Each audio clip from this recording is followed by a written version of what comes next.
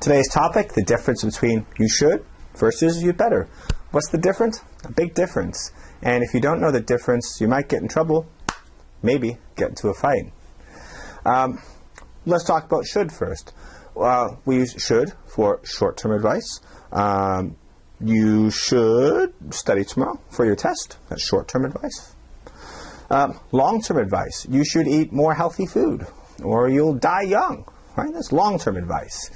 Right? So, that's basically how we use should. You'd better, we use for short-term advice, advice in the immediate future.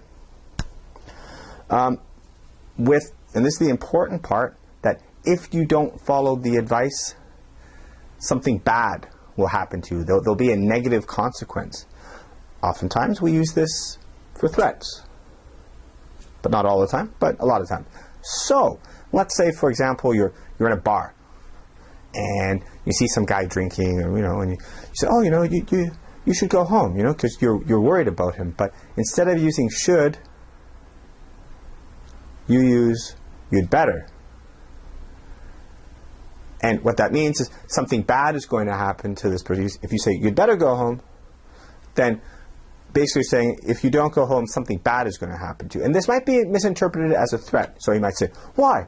If I don't go home, what? What are you going to do about it? Huh? What are you going to do? Huh? And then you get into a fight for just being kind. And that's not good, right? So be careful about that, all right?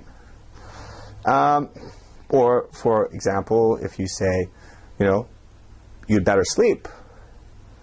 Again, because what that means, if you don't go to sleep, something bad is going to happen.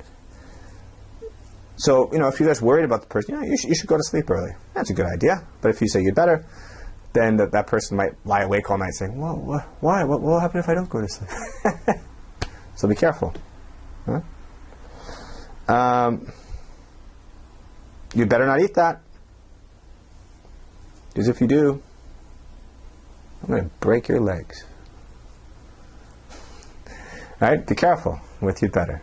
Now, you could use you'd better in such a case, if the person is allergic, has an allergy, you better not eat that, it has nuts in it.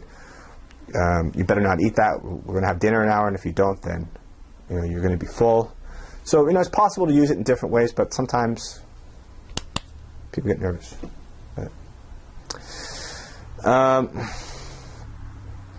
So that's it for that. It's a very short one, actually. Okay, be careful with you'd better.